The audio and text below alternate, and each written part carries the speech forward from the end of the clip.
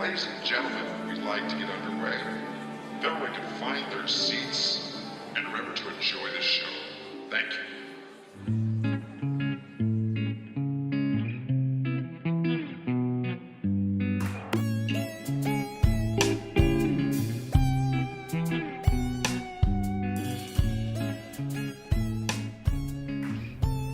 Hey everyone, welcome to Coming of Age. Hello.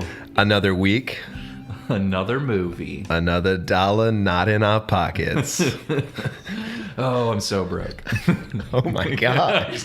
The broke man is Chase Cummins, one of your hosts, And the other man is Alan Loosebrock, another host. and broke host. And we have a special guest this week. That's right, guys. We've got our personal art historian with us, Jordan Kady. That's me. Hi, happy to be here. Hi, welcome. Thank you for being on the show. Thank you for doing Yeah. this. Thanks for having me.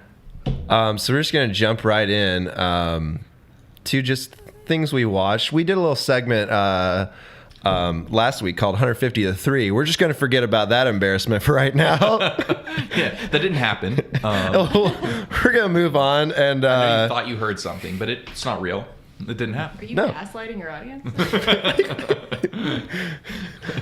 so Alienating a lot of. we can start with a special guest, perhaps. Jordan, have you watched anything over the last week, or even even longer? That you'd like to. Yeah, I mean, we spent the whole week watching High Maintenance. We tore through it. Oh, yeah. It was great. We are Yeah. fully done with that show. We are caught up. Yeah. God It's damn over. It it! was really good. I'm so bummed. It was like every night we just came home. We're like, we're watching High Maintenance. It's happening. And we talked about this last week as well. If no one's watched High Maintenance, it's a show about like a bike courier who deals weed, and like every episode started off as a Vimeo series, like a web series, and every episode is named after a character, like a client of his. Now they're named after themes. Yeah, and they're absolutely amazing. You should totally watch it if you haven't heard of it or watched it at all.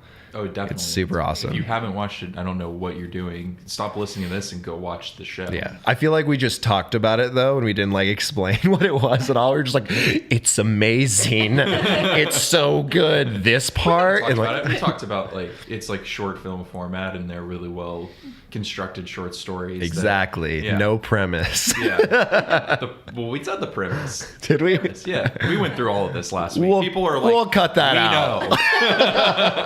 Well, damn. Well, that's all right. Anything else? Oh, what did, we Just watched in the new general. episode or the first episode of Barry. I watched Barry as yeah. well. Yeah. Last night when I went home, I watched the first episode and I made it. I made it did it. through. It was great. Yeah. I really liked it. And I listened to an interview with Bill Hader about the show. Oh, I need to watch that. And I think it was Maron or something, Mark Maron. I'm not sure. I can't remember. But he talks about the character, how he wants. So the character's like a hitman who like gets into acting strangely, like starts going to acting In classes. the best way possible. Yeah, it's great. But like he was talking about how he wanted all the hit scenes to be just like straight laced, like just like violent, like not funny in any way, Yeah. And is great. Like the last scene I know, it's crazy. of the first episode, it's awesome. Yeah. And I love it. It was great. It's really good. I loved it too. Weren't you telling me something, Jordan, about where he got the idea for the show as a Yeah. struggling actor? Yeah, it was actually when he was on SNL and he was becoming so famous and he was so good at what he was doing. He was having these panic attacks right before he would go on stage on live television. And so after a while, it was like, this thing I love it could kill me. And he liked that idea. The thing you're really good at could totally kill you. And so, a hitman should not be an actor. Oh, The okay. thing you love is going The to thing kill you you. love is going to kill you, yeah. And then you just keep getting better at it, and then it's more dangerous. And I just love that. Yeah, and they even kind of hint at that in the first episode. Yeah. Yeah. Yeah, that's awesome. Yeah, I thought that's like a really interesting little Yeah. like a tidbit of information of like where that show's Uh-huh. inspiration comes from. It just makes it a little bit more personal feeling. Yeah, for sure. Bill Hader's fucking awesome Oh, too. yeah. He has his hands in so many cool things. Like, Yeah. I think the first thing I ever saw him in was Superbad, and then I didn't realize how Really? behind the scenes he was in and so much. like the stuff. first movie. movie, but the first real thing. I didn't really recognize him. until Really, that that's movie. crazy. Chase, I knew who he was. I feel like you did. That's crazy. We were Superbad? 15 when that movie came out. No. Yeah. No, 15? We were 15. We were babies. Fucking 15? Jesus Yeah. Christ. I went We were in to... 10th grade. Damn, Oh, we that's were... weird. Yeah, that makes We were sense. little children. He was still. That's nuts. I like- went and saw it in theaters still. Yeah, it's weird. I saw it twice in theaters. In the shitty mall theater. That's where I saw yeah. it. It was great, though. I saw it on opening night actually with James Kiker. Oh, that Talk about a sounds... name. That sounds great. Name drop. Nobody knows. But the one guy's like, I feel like someone's talking about me right now. To a lot of people. James Kiker would just randomly listen to this, though. Yeah. Like, dude, you fucking talked about me on your podcast? know you knew my name. Fucking chug a beer with me. Like, hell yeah. Yeah. So, did you watch anything this week? I watched more of Love.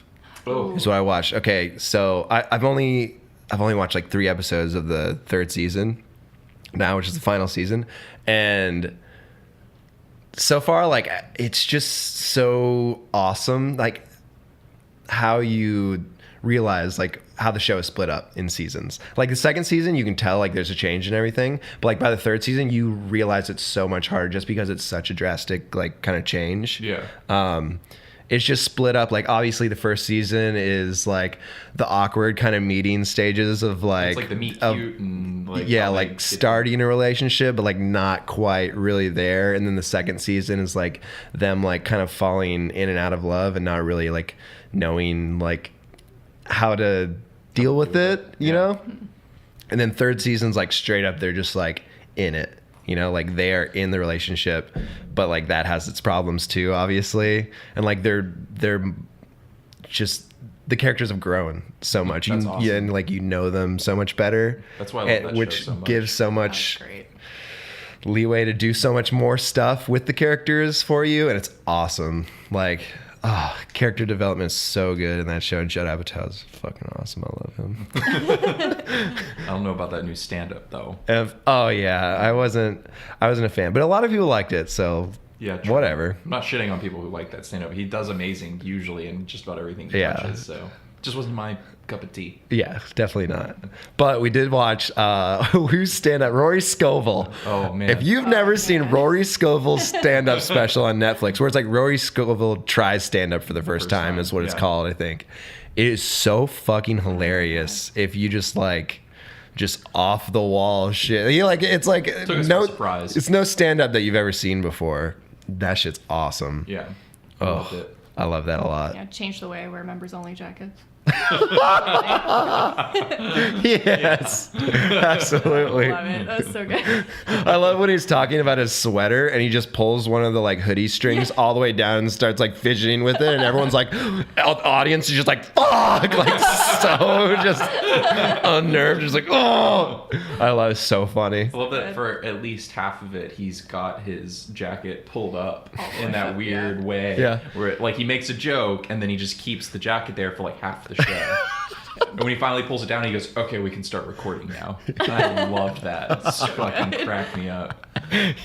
Dude, we were dying like the whole time. It was so It was funny. really good. It's really funny. Yeah. Well, the Oh. opening was really what like caught my Oh. attention because I thought sometimes I get so sick of these like stand-up comedy opening sequences. Some of true, them true. suck, Yeah, some yeah. Of them, some of them are great. Dave Chappelle's are really good. John Mulaney's are pretty funny and they're really short, and I appreciate that. There's but, some of them that like take like the comedy aspect out of it and make it a little more like serious. or like yeah, I'm a fucking comic or some shit. I don't know what it is. It doesn't even seem like you're a comedian in it sometimes. You're like, sometimes they're going into for like a short film thing. Yeah, yeah. And sometimes it just doesn't work well. But Rory Scoville's worked great. It's amazing. It was hilarious. it's like this whole thing where he's just like the fucking most badass rock star and just tells everyone to like fuck off, and like it's so he's drinking awesome. beer and doing drugs and just doesn't give a fuck about anybody.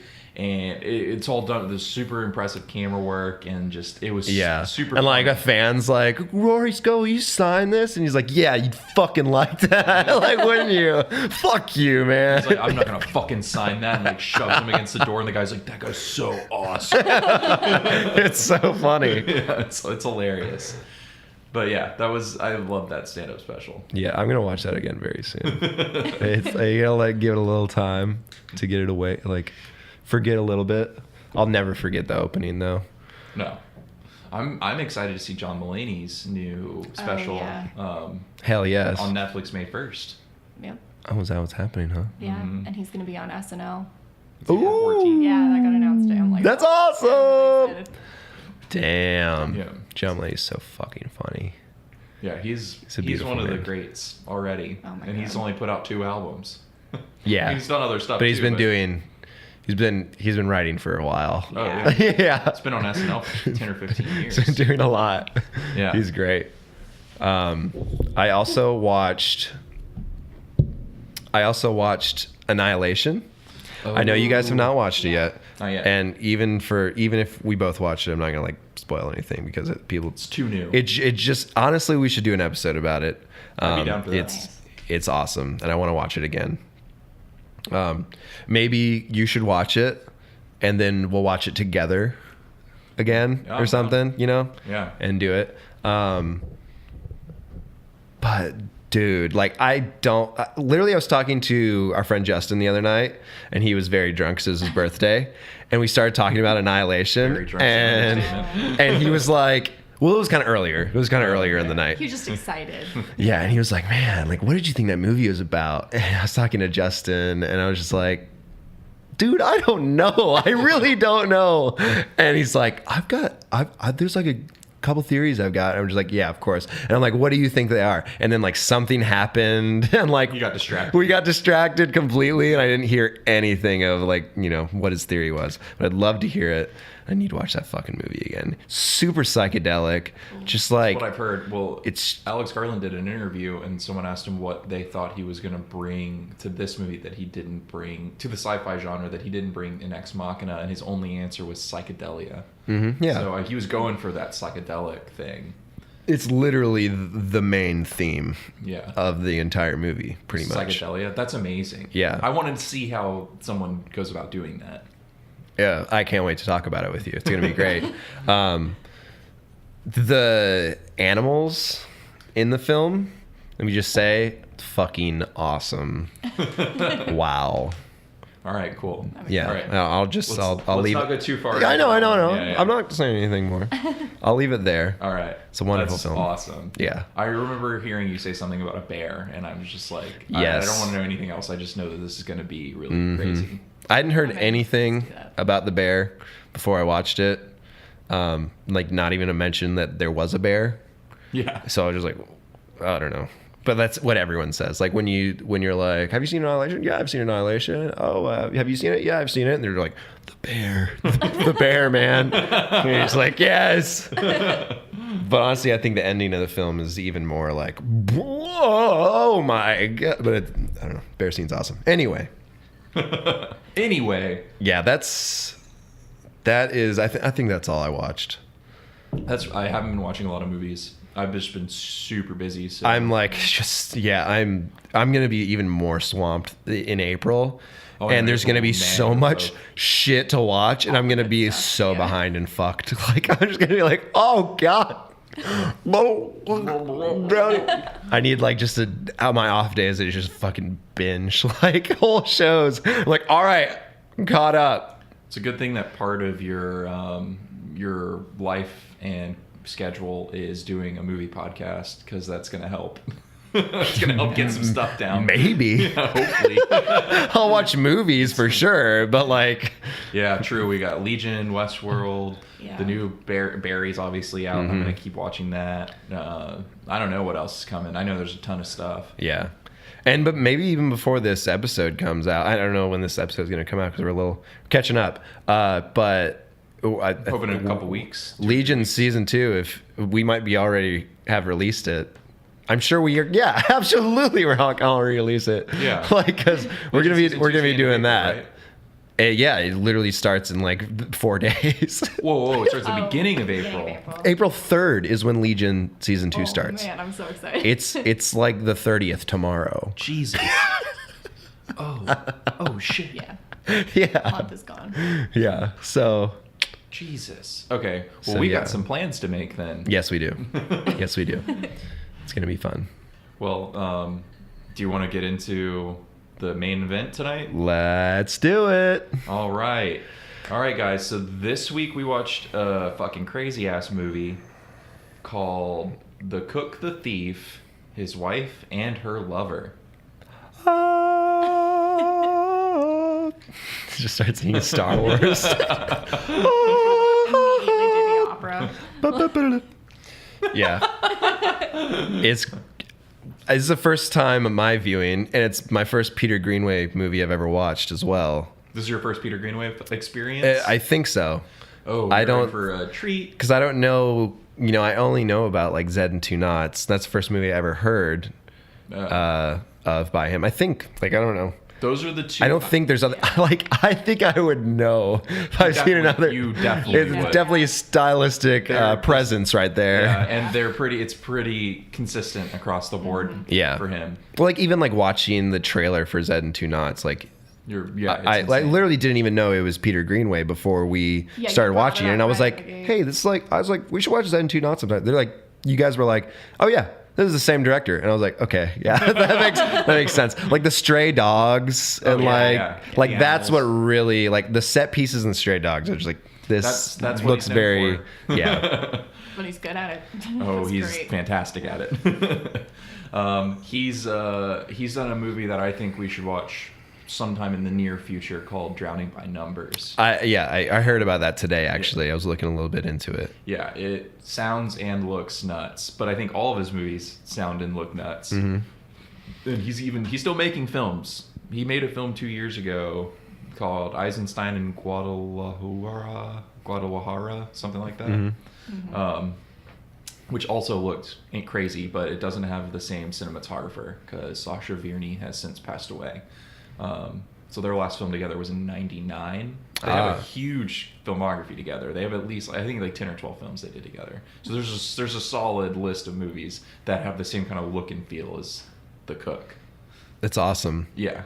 So it's crazy how the sets look. Like it's almost like, It's and like not one giant set. not in a bad way. It's like you're literally on the set of the movie, and it's Yeah. like the sets are like unfinished. I don't mean that in a bad way. No, it's at almost all. like a stage play where it's like they're like really Yeah. deeply staged, and the camera can move through them, but there's no wall where the audience would be. Exactly. You know? Yeah. There's a lot of scaffolding and stuff. Exactly. Left Yeah. there in places. It's very expressionist. It's great. It's so I love it. awesome. Expressionist and at the same time incredibly formalistic. Mm-hmm. Yeah, which is just insane that somebody was like, I'm going to do both. You don't see that. Yeah. It's great. Well, it's crazy how like just that style alone will like it throws you off so fucking hardcore. Like it threw me off so much where you're just like, okay, like all right, like I'm in this movie, like oh, what do I need to know? Like oh god, I gotta like pay yeah. attention. But like narratively, it's pretty simple.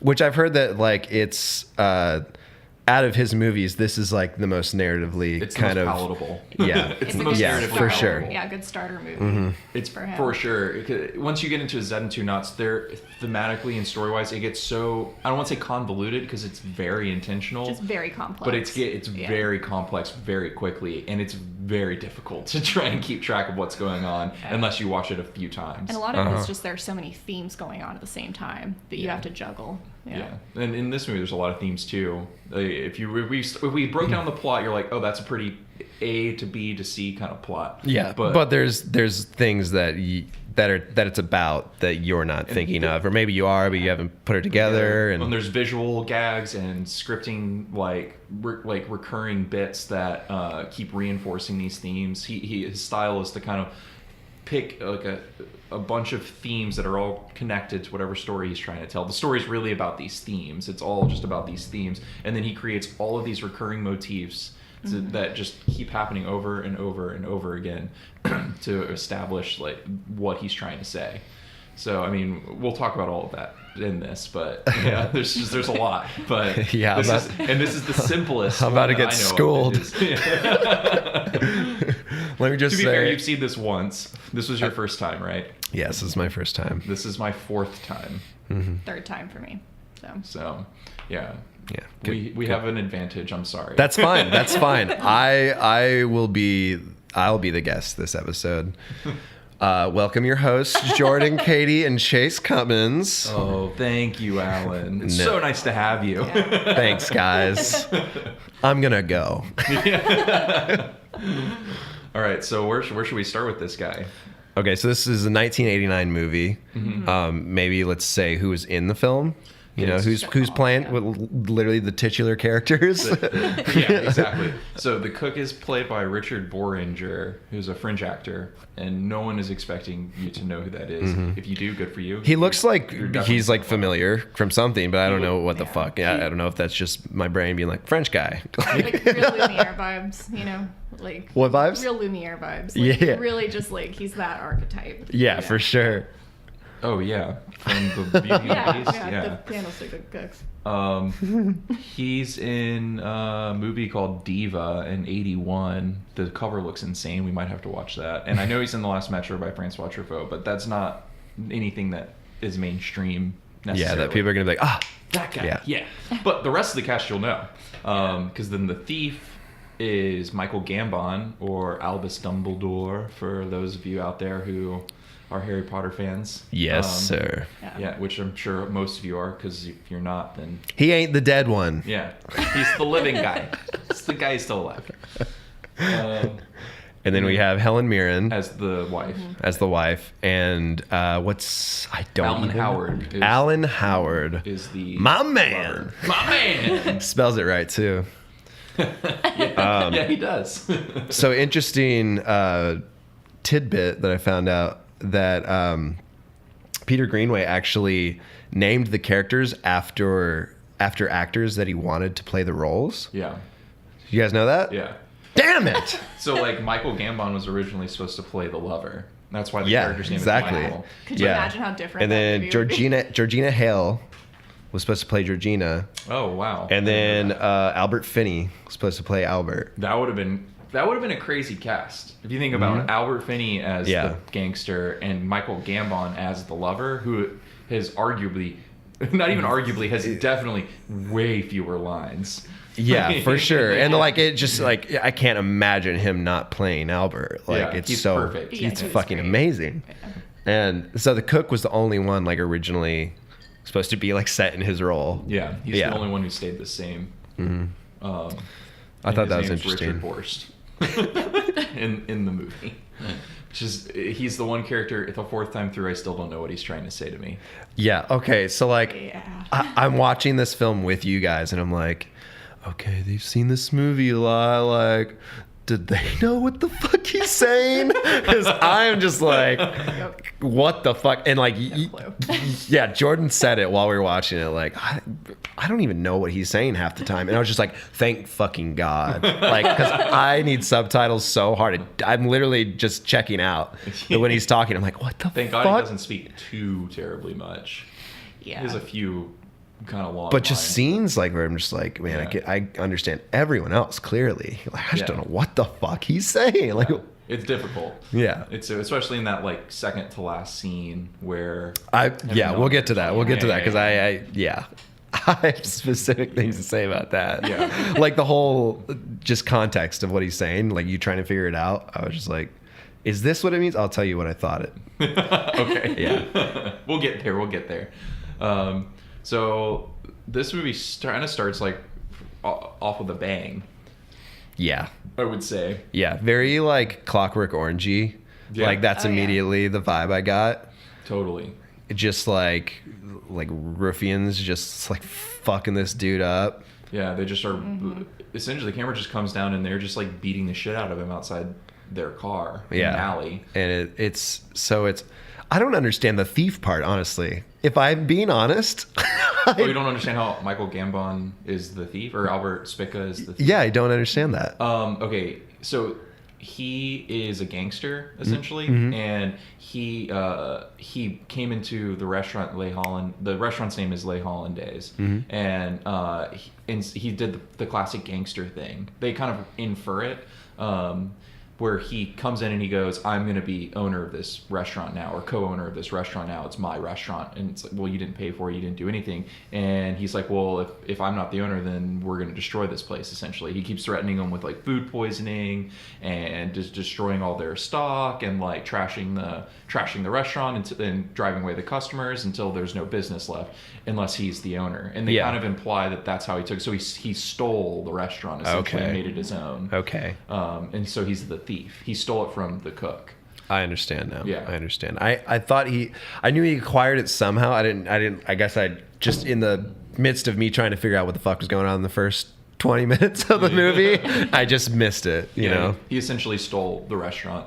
And they make a reference later on in the movie when one of his henchmen is bringing him like money, like the day's take when they go to pick up their rounds, that he's done this in multiple places, and that he's like, if they don't cooperate or give enough money, he orders him to ruin their food, essentially, and to make it a nightmare for them. So and then he threatens the cook with the same thing when the cook protests about something. He's like, well, you could have the health inspector here with some bad food any minute. You know, I'm the one keeping that guy away. So that's how he's the thief. Okay. He's just a gangster. He's like a common street thug, and that's kind of the joke, is he wants to be a gourmet. Yeah. He thinks himself as high class, but he's not. Yeah, and he's always like fucking with the cook's recipes, telling him he needs to do it this way and shit like that, and just being super fucking disrespectful. He's loud as fuck, and he's boorish, and he's sloppy. Super cockney fucking shithead. And there are all these moments where he's trying to read the menu out loud and sound impressive, but he can't speak French. And God it's damn just it. really bad. It's Poisson. great, though, yeah. It's poisson. I love when Helen Mirren corrects him and he gets really frustrated and just keeps saying it wrong. Yeah. He's like, I know how to speak French letters. Like, just like laughing at the cook. Like, laugh. It's like the classic. Oh, yeah. Fucking Tim Roth, dude. Oh, So yeah. Tim Roth plays a fucking guy who needs to be named Spider. He's just like, oh, he's so awesome. I love Tim Roth. Yeah, he's definitely the bumbling, inarticulate henchman that's like his right-hand man. Yeah. It's fucking hilarious. Tim Roth is a person, like, once I see him in the movie, I like feel a little more comfortable about watching the movie. I'm like, okay, I can get in. I'm not like so far. I'm not so far removed from this world. Like, Tim Roth's here. Okay, all A right. little security blanket. Yeah, for sure. Someone I know's here. Yeah. Yeah, it's like when you show up at a party and you think you don't know anyone, and then you look over and there's Tim Roth. Yeah, and you're like, oh, all right, know that guy, gonna avoid him. He kind of scares me. Bloodshot eyes, and he's not smiling. Or he is, and it's even worse. Yeah, way scarier. It's way more terrifying. So they are beating this guy up outside the restaurant, and then they start covering him with dog shit and feeding him dog shit, which is very important. I'm gonna let Jordan tell you all about that. Right now or in a minute? You can talk about it now. Okay, yeah. Well, it's crazy because, like, and this is something that I had the revelation of, like, the second watch through of this, but the whole movie's like the digestive system, the way the set's laid out. So you're moving from left to right, and it goes through the kitchen, like from the outside through the kitchen into the dining room, and then it always ends in the bathroom.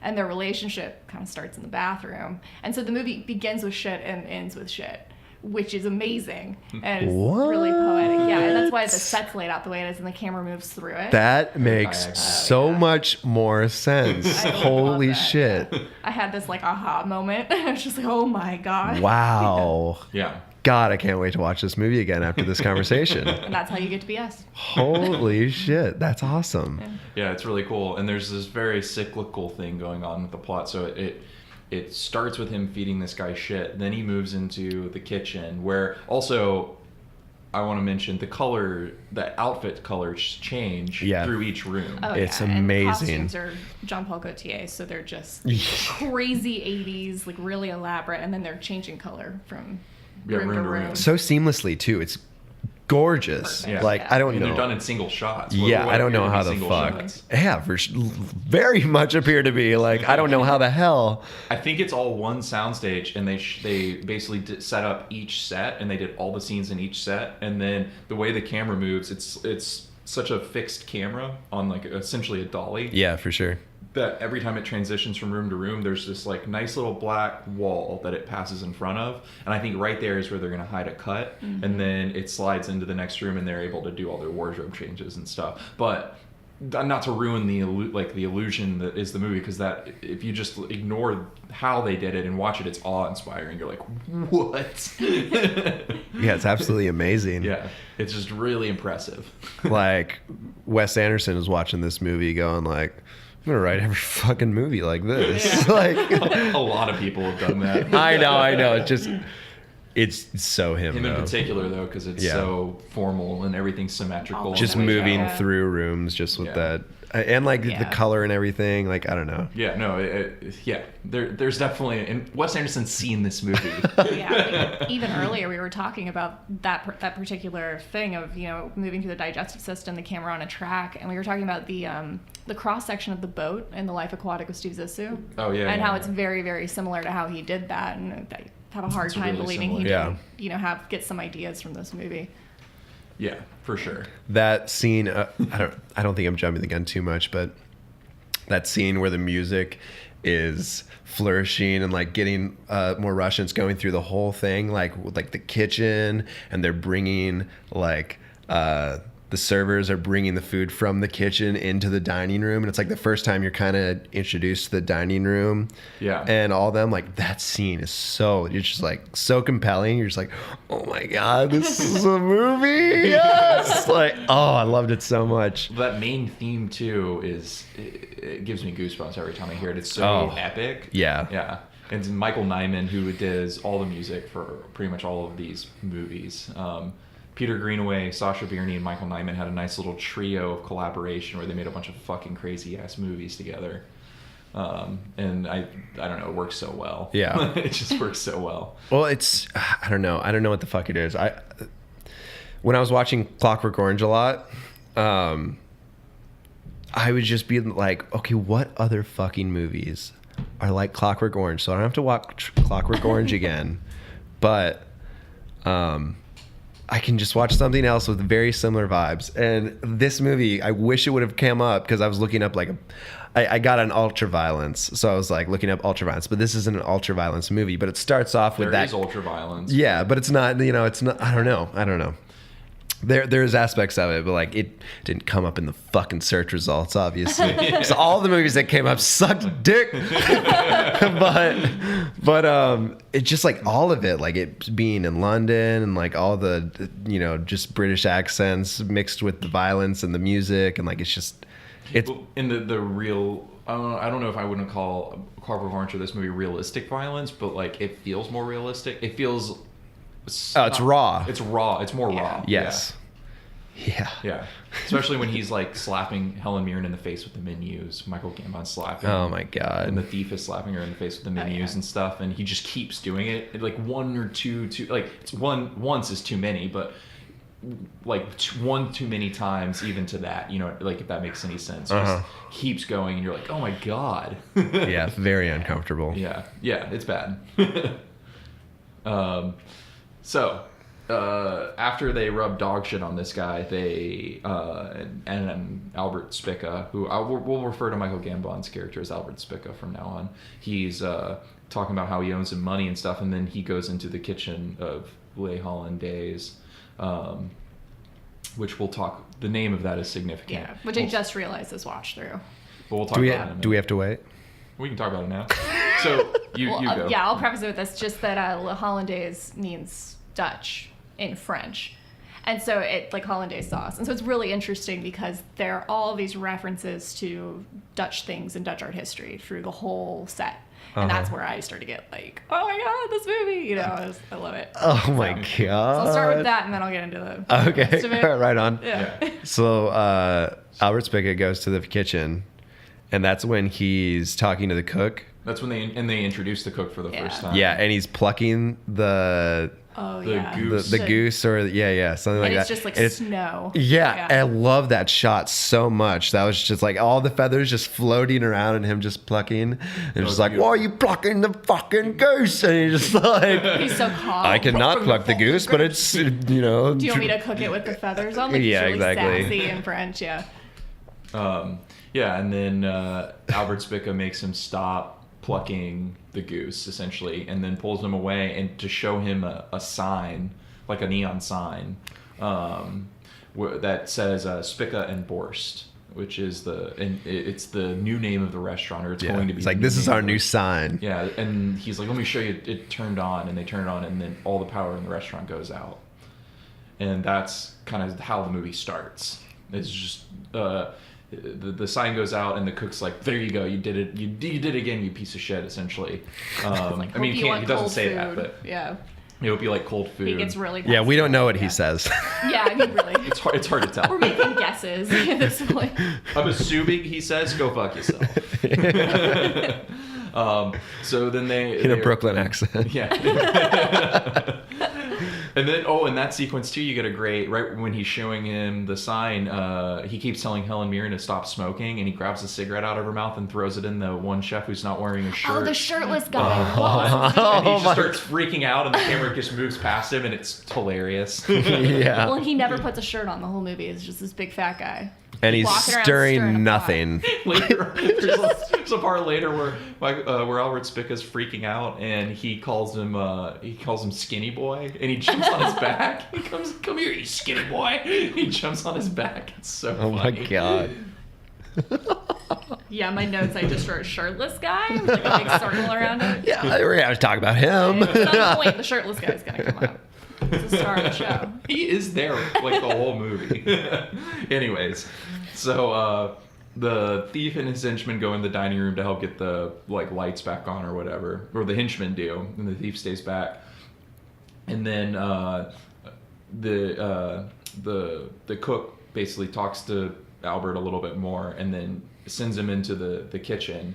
And that's when you get that transition into the kitchen when the lights come back on. The lights have just come back on. Yeah. And then they're carrying the food into the dining room, and the music starts to swell. Mm-hmm. And then it goes back to the kitchen, and the guy covered in shit is walking into the kitchen from the alley. Yeah, This all and- seamlessly blends together. Just if you haven't seen the movie, it's all moves together like it's one giant soundstage on one big set. And so he's walking into the kitchen, and the cook and his people, His people. start to bathe him.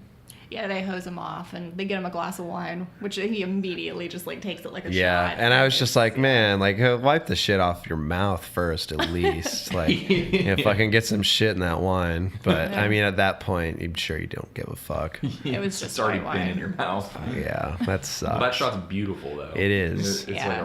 like a painting. Well, and here we are, less than 15 minutes in, and they've already set up how horrible the thief is, and you despise him, and then how the cook's very secretly just taking care of everybody, and he's caring for this picking up after him. humiliated guy and picking up after the thief. I think that's how I missed the whole him taking over the restaurant thing. It just seemed like it was already a thing, you know? Well, it was. But in that opening bit, he talks about how he took over, and he's like, "What? I'm here to give you protection." And this is one of the only cook lines I can understand. He goes, "Well, what do I need protection from, Mr. Spica?" And he's like, he lists off all these things, and he's implying, "I'm going to do all. You need it from me. Yeah. You need me here to be protected from me." Classic Gangster shit. mobster bullshit. Yeah, you fucking bastards. But so are we introduced? We're at the table, and we're kind of introduced more to the crew of the thief, right? And their habits, and they're all shitty. They're all And, shitty. None of them, either they can't read or they can't speak well, and none of them know how to eat. The fine dining. There's one line that it doesn't matter. It's when they invite the lover over to the table, but just the one line where Albert Spica is like, "This is Mitchell. He can't read, can you, Mitchell?" And Mitchell is Tim Roth. He's like, "Yeah, I can." Yeah. Read. Yeah. He looks like really hurt. Like, yeah. Yeah, he's like, "What the fuck? Yeah, I guess I can." Yes, I can. I love that part. All his lines are a little like they've like toned him down just a bit, so he's always a little quieter. Like he's kind of meek, Yeah. which is really funny. Because Yeah. he's this like tough guy. It's funny, yeah. But he's always meek to the thief, to Albert Spica. Yeah.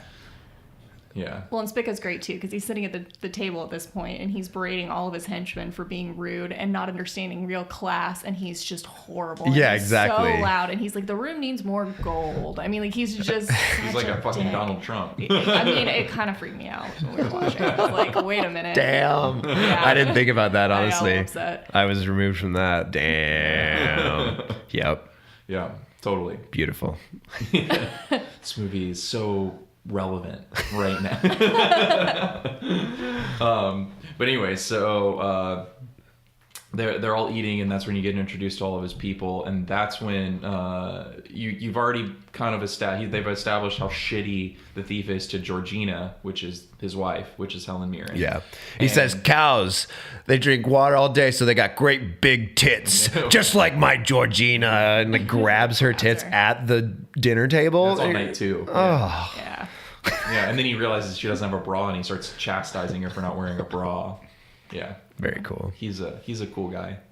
But that's when she notices, and the Michael across the room. The reading. lover. The Yeah. lover. Yeah. Giving each other the sensual eyes back and forth. Well, he doesn't notice her. Because he's in his book. Yeah. He's reading his book, and then he goes to eat whatever it is he's eating, and he's reading. He's so intensely reading his book, he like drops whatever's on his fork onto his plate, and then bites the empty fork. When he bites the empty fork is when he looks up, realizes the fork what he did, and then sees Georgina staring at him. And she's kind of giggling, like, "Look at that guy. Yeah. He can't." Yeah, she's so taken with it. So cute. Well, there's a line right when that happens where Albert Spica is talking about the correlation between food and sex. Yeah, It's he's talking really about cool. the naughty bits and Yeah. like how close they are to the sensual bits and stuff like that. Now Yeah. it's all like together. Yeah. Yeah. So well, this is the perfect opportunity to talk about the themes of the movie, which we're going to have to discuss in length later on, which is food, sex, and death. Those are the three Yeah. themes. It's eating and sex and then death, and how they're all connected. Which is fun, it can be fun. Oh my god. Feel good film. It was also rated NC-17, so Yeah. Yeah. When did it do you know when it got the pass to be they just released it in theaters as an NC-17 movie. yeah. Didn't your parents go see it? Yeah, they Yeah, hated it. they did not like it. I grew up hearing about how bad this movie was. Oh. Just made you watch it more. Damn. And then when I finally saw it in college, I was like, "Oh, my parents are stupid." They're not. But they just don't appreciate weird stuff. Yeah, for sure. Oh my god. So yeah, just food and I don't know. It's just it's so crazy how this art film about food, it's just so relevant with Phantom Thread just coming out too. Oh, yeah. And seeing this, I'm just oh wow, there's another movie that kind of has the same. Yeah, that's kind of weird. I never thought about that. Yeah, Yeah. neither. Food and sex kind of being the same, and love. Yeah. Yeah, that's weird. I didn't think about that. And he's definitely seen this movie. Oh yeah. They're- Absolutely. visually, they're nothing alike. Yeah, and it might not even be he's He's doing his own pulling thing. from that. He's Yeah, I know. But it's not I referencing see at it. all, Yeah. but yeah, but it's just similar. It's interesting. themes. Yeah, it's interesting. That's crazy. The Tampopo. You don't know, have you seen Oh, Tampopo? yeah. Oh, we gotta watch that. That's a sometime. great movie. Oh, we want to talk about food and sex. That's a great movie. Oh, the egg. Oh my god. I know there is. Yeah. There's a whole sequence in that movie where there's just people doing food porn basically, and it's awesome. wonderful. Crazy, yeah. Like actual food porn. It's a ramen western.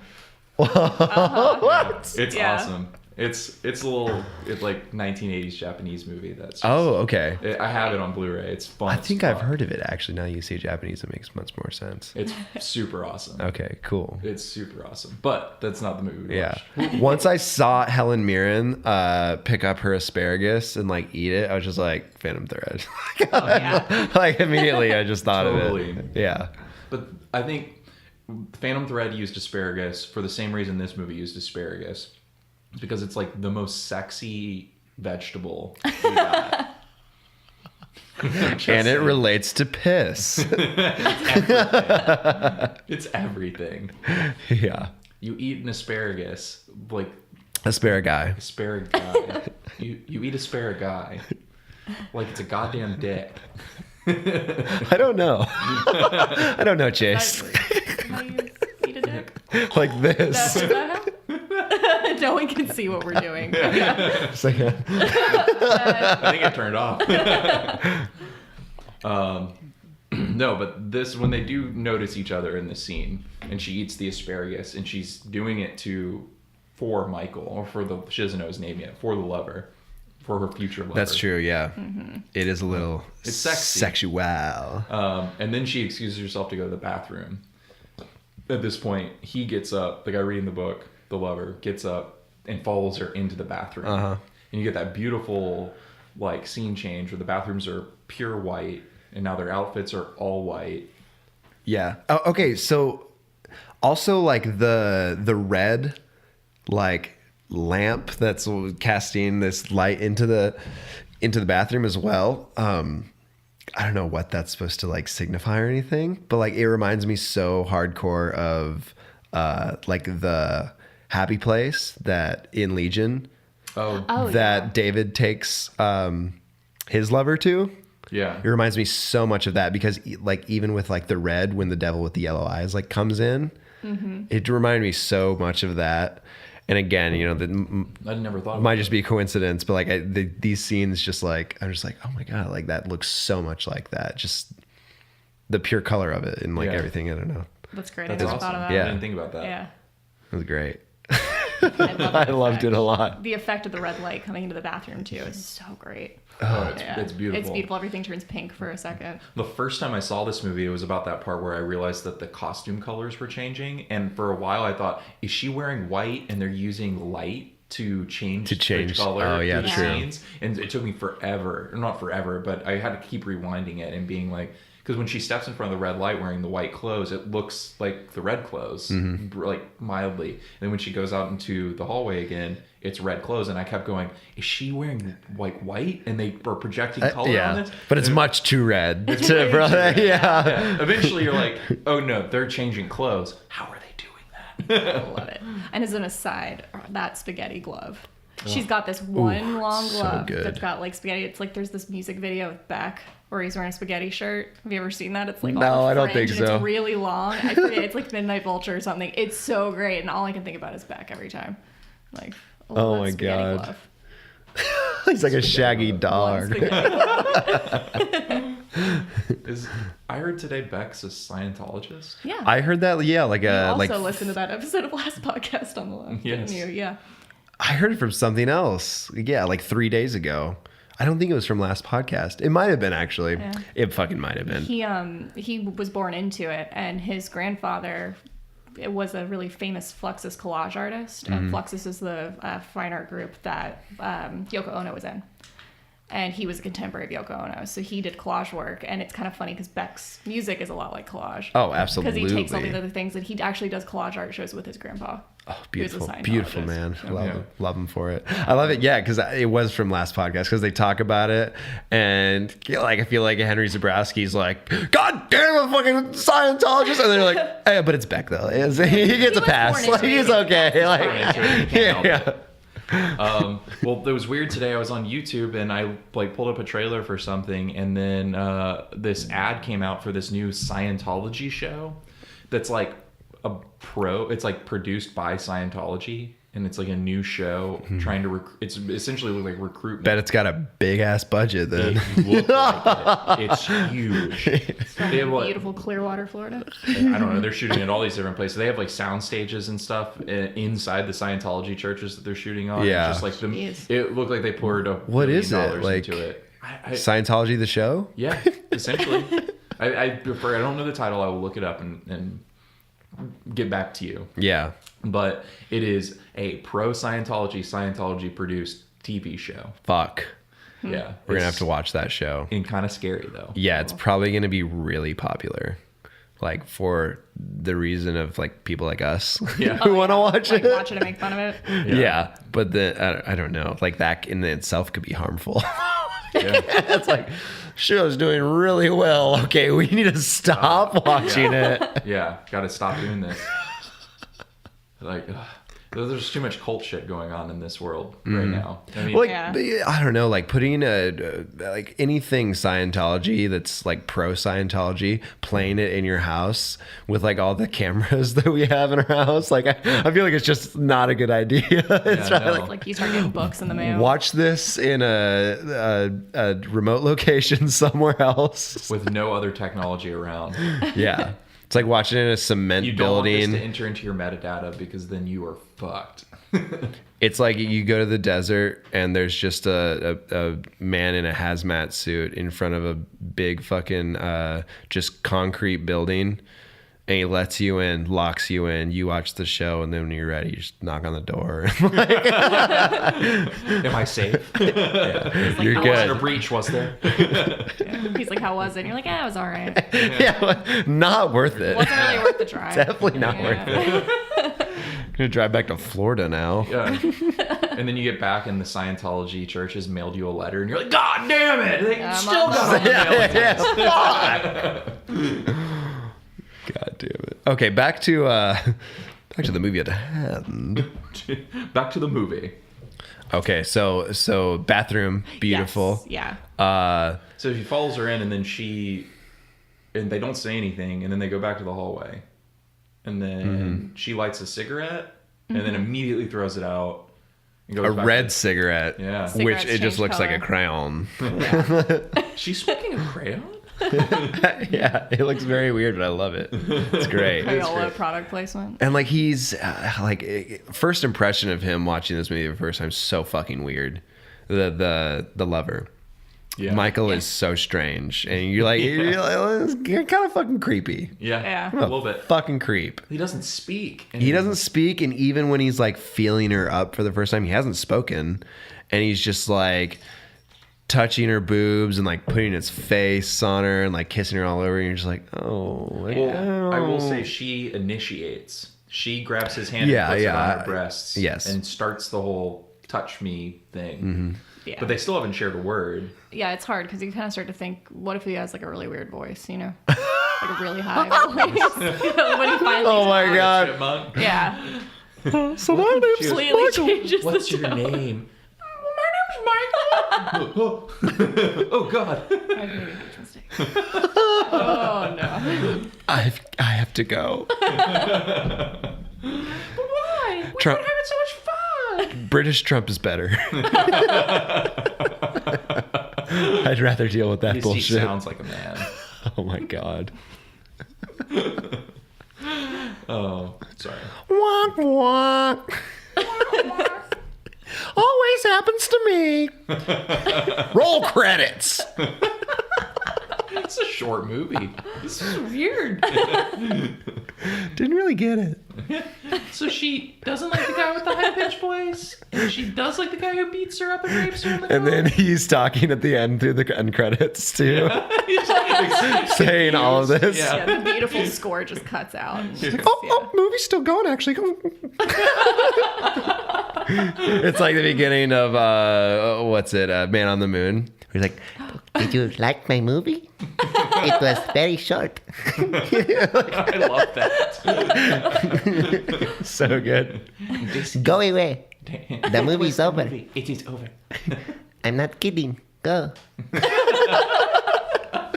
Pretty good Andy Kaufman. Yeah, that's great. I'm impersonating Jim Carrey doing Andy Kaufman. It's a pretty good impersonation of Jim Carrey impersonating Andy Kaufman. Thank you. right. Thank you very much. She does when she does leave the bathroom this time. She goes to the wife. Well, I guess we can call her the she for this because Yeah, she's literally the only The only she. Yeah. really Titular she. yeah. I'm just kidding. That She makes checks the titular she. she. Those tits on that she. There were, yeah, lots of them. lots of them. She checks the book that he's reading and then goes back to the table. and then can't help herself and gets up and goes back to the bathroom because she forgot her lighter. I'm using air quotes under forgot. And then that's when we get to our first sex scene. Yes. Wow, wow, wow. Yeah. Which I thought, like, honestly, I thought it was just the way the room is, the bathroom. It looks like it's just like a pampering, like kind of dressing room. I thought all of those were dressing rooms. I didn't realize that they were stalls at all. They're really wide. Yeah. They're very wide, and like I didn't even see a toilet in there when they went in there. He stands on it though. He stands on it, but I just thought it was like a bench, like Yeah. the first time, and like until later when I like realized, I was like, oh, okay, this bathroom makes sense. They have crazy ass doorknobs. They're literally just big wooden, like round blocks, Spears. just like fucking glued to the door. It's like, what the fuck? That shit, It's cool looking. Yeah, that they're shit like ain't Lego turning. doors. Yeah, they're totally like the doors. But yeah, so they have some weird sex. Helen Mirren looks amazing, and she's wearing great lingerie. She's got good ass style. Jean-Paul Gaultier. Yeah, just like, damn, Helen Mirren, let's go. She was like 40 when they made this movie too, which is crazy when you think about it. She's like 78 now. Oh Yeah. my God. She hasn't aged. Love She it. does not look like a 78-year-old woman or a 75-year-old woman, however old she is now. Yeah, she's awesome. Yeah. I don't even care if she does look her age. She's amazing. Yeah. But she doesn't. I don't care. But she doesn't. She doesn't look her age in this movie. She doesn't look her age now. It's very good. I love it. So this scene gets very tense. Very tense. And it's because while they're doing their thing, the thief walks in the bathroom looking for his wife. Georgina! And Go in here, Georgina! yeah, and she's like, "Oh fuck!" And so the lover stands up on the toilet so that he can't see her feet, and she's like, "Why are you bothering me? I'm just like smoking a cigarette. I came in here for my lighter." And Georgina, you and your cigarettes. Yeah, you're smoking your cigarettes. yeah, and he's just like, "Don't fool me with that lighter." Shit, show me the lighter. And she like tosses it out, and she's like, "Go away! Why are you being a weirdo?" Which like, I'll be out in a minute. which makes sense because like I'm sure it happens all the fucking time where he's just being a fucking dick and trying to get up in her shit. So like it's good that it's kind of normal because it's pretty sketchy and weird and so fucking tense. And I'm just like, oh shit, we just started this movie. Is he about to find out like right now? Like right when she first has an affair? We're 25 minutes in, and there's over an hour and a half left. Yeah. Shit. So he's eventually like, okay, we'll like make it quick or whatever and Wash leave. your hands. Yeah, Wash he your hands. says that a lot. Yeah, always wanting her to wash her hands. Yeah, because she's gonna piss on her hands. He's the one who just grabbed dog shit and rubbed it all over a guy. So, I mean, maybe you should go wash his hands. Just saying. He's gross. Yeah, it is gross. But he goes out. They have a conversation. They, as in wife and lover. No, they don't. They don't. Oh, they don't Yeah, talk at they all. don't Not talk, yet. okay. Not yet. They Yeah. don't speak. Yeah. Yeah. So they like slowly get their clothes back on and just like flirt with each other with their eyes and are kissing and stuff. But they're being really quiet, and then she walks out first, and he's right behind her, and then Albert's standing right there. Right there. Oh yeah, like he didn't leave. He was waiting. He was hiding in the stall. yeah, He just so backs fucking up creepy, back into the sketchy. stall. Yeah, he Yeah. barely almost gets caught. Just Yeah. barely doesn't. And Michael the lover is just standing there in the doorway, like while Helen Mirren's like washing her hands, and fucking the Starts, like, thief is like assaulting her. being all like grabby and Yeah. kissing her neck, and like, like, well, humping her it from behind. sucks Oh, yeah. so bad. And he's just in the back, like behind the door, just looking at them. Oh, and it's I'm like, crazy. dude, get the fuck back in there! Like they're gonna see you. But it's a great shot. It's a Yeah, great it's shot. beautiful. It's beautiful. So then they leave. And I don't know what the fuck happens next. They leave, and then that's the end of that day. Yeah. So then it goes, okay, so now we get into kind of like how the movie's structured. Now we've gone through the whole beginning, and then we cut to a menu with like beautifully composed with these like food laid out on it. And it says Friday, and then has like a course of food. or like 3 courses or whatever is on the menu for that day. Which I'm Yeah. assuming if you pause and read, we'll have some It's thematic. relevant, I'm It'll be sure. relevant Yeah, to those scenes, probably. I'm sure. But then it's Friday, so now we're on the next day, and then it just cuts right into the dining room, and we should talk about the way the dining room looks. Yes. Oh, yeah. They've got that big ass painting. Yes, of like all I don't even know what they are, like military, like British military men or something like that. Something like officers. Yeah, they're like the painting's called like the officers or something like that, and it's like a club Nice. of people. Yeah, it's literally the officers or something like that. That's the Fucking title. nice. Yeah. The officers. I did a or lot of something like that. research before. I'm so happy I fucking guessed that shit. Damn good. Yeah, it's great though, because they're always just like there's looking over like their chairs at Yeah, at the rest of the dining room. It's a painting, but it looks like a bunch of guys sitting at a table who all turned around to look at a camera. Yeah, They have it's big great. ruffles on and like sashes, which Is whatever all the gangsters are wearing. They're Yeah. wearing really similar clothes to the gangsters, which I think is they're trying to make a point. Yeah. But- so Jordan's going to tell us a little bit about this painting because it's super relevant to the movie. It is really relevant to the movie. So it's a painting by Frans Hals, and Frans Hals is a really prolific Dutch painter, Dutch Baroque period.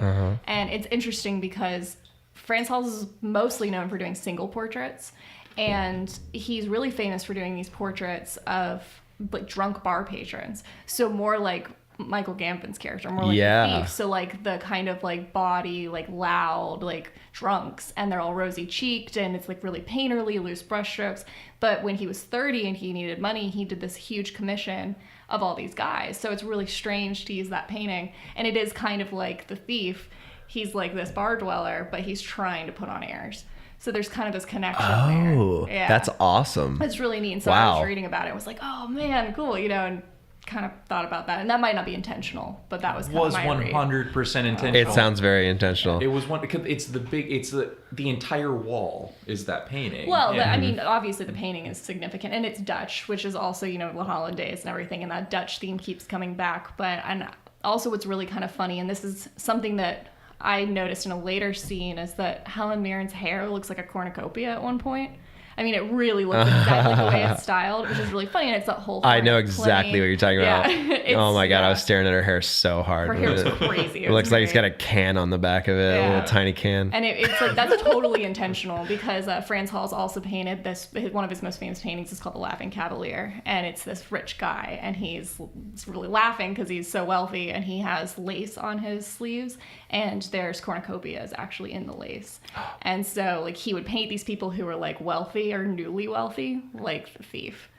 So Yeah. I thought that was really great. Oh my god, I'd be surprised to find out like what's not intentional in a movie like this. Like, See, for something like this, and what I know about Peter Greenway is pretty much everything Jordan's telling us is intentional, and any kind of reference to fine art or art history that you can pull up, even if it's a little esoteric, is gonna be intentional. well, yeah, just like even at the base level of just how it's shot. Yeah. Like it's yeah. just so fucking intentional with the colors and everything that it's just like how much of this is accident? I don't think much. I don't think much of it at all. It feels like you're watching something that someone had complete control over. Yeah, They knew exactly what they were absolutely. going for. If anything, it's probably just like Albert Spica's character, like just like maybe doing just sort of improv lines at some points. Like I feel like that's probably the biggest thing. They're just like, yeah, go. Like, you got it. Yeah. You got the scene. Just keep. But I'm not. I'm just saying, if anything, like that's you know, yeah. he's like 80% of the dialogue in the movie. He's most of it. Well, but what's crazy is most of that dialogue feels written. Yeah, absolutely. It's relevant to what's happening. A lot of times it's thematically relevant to what's happening, For which sure. comes up a couple times in this movie. But I where can you're see him totally. You know, making he's some of it up. Yeah, absolutely. Especially some of his interactions with Tim Roth. I feel like and antagonize him. insults and antagonizing. Some of the insults feel like they maybe were him just getting into character. Yeah. Yeah.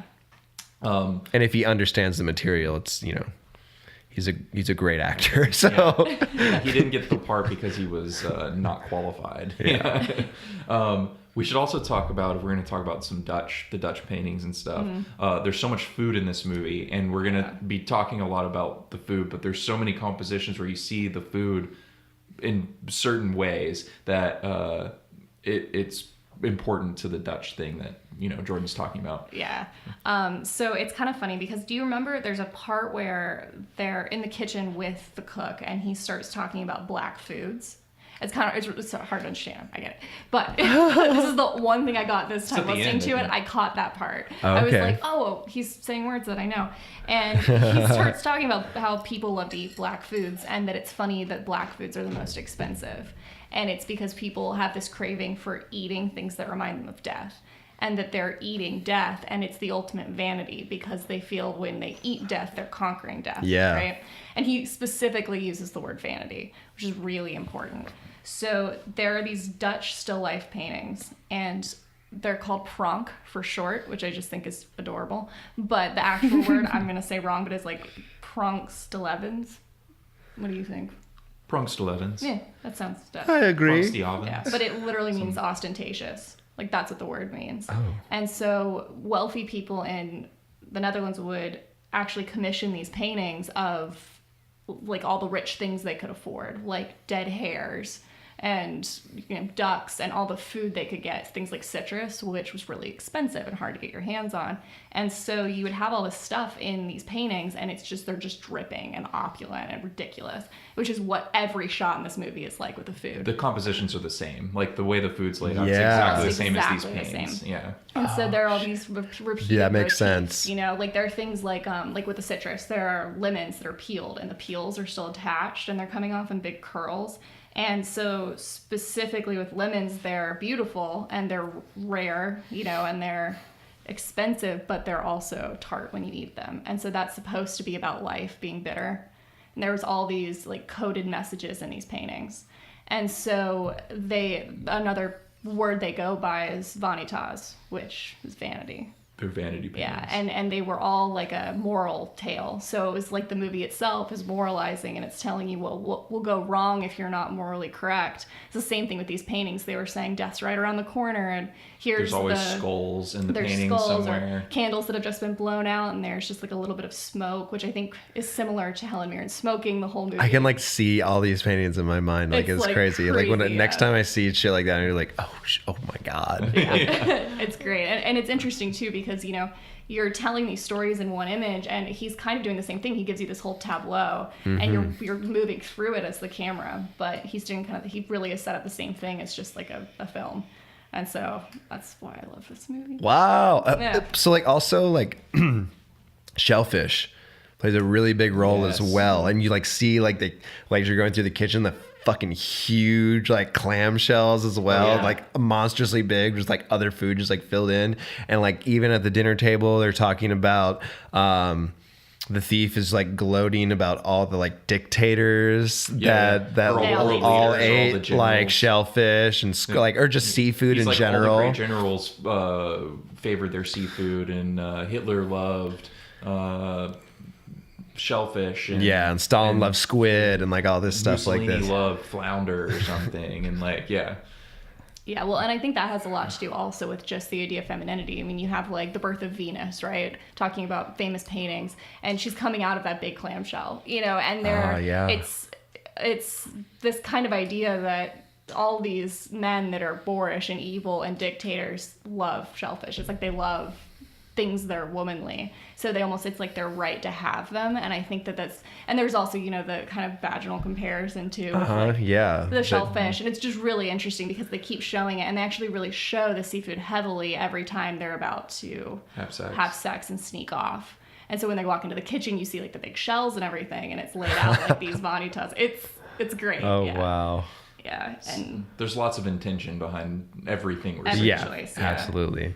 Yeah, and even like the point with the dead and all the rotten food and the trucks get left outside. Oh my god! Which we'll get to. Rotten food is a huge theme in Vanitas paintings and in Pronk paintings because it's about how everything's fleeting and it's gonna die, and you can spend all this money and then just like their relationship. Hey.